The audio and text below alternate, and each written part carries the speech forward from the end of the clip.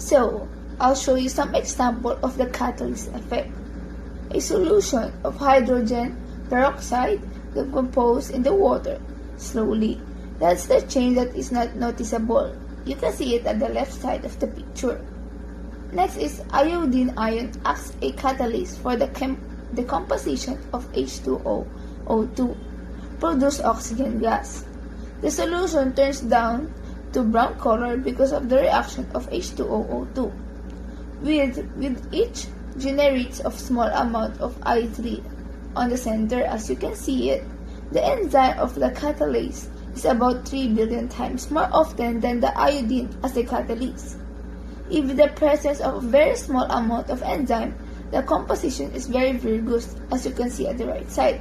So this is just the example of the catalyst effect. So, the rate of the reaction is the change in the concentration of a reactant or a product per unit time. The rate of reaction can be expressed in terms of rate of disappearance of the reactant and or the rate of appearance of the product. Per unit time rate of the reaction can be expressed as rate reaction equals the amount of reactant used over time, and the rate of reaction would be amount of the product formed per time. So, to summarize this reflection, I can say that factors affecting the rate of chemical reaction or presence of catalyst, and there's other things that we can say: reaction of temperature, concentration of reactants, nature of reactants. But today, I'm going to list down summarization about presence of catalyst and the concentration of reactant.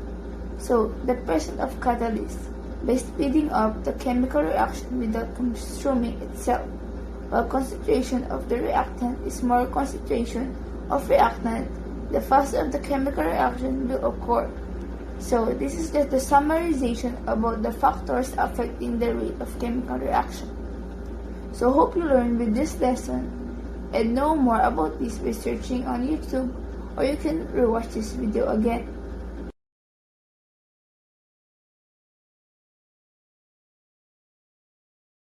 Created using Powtoon.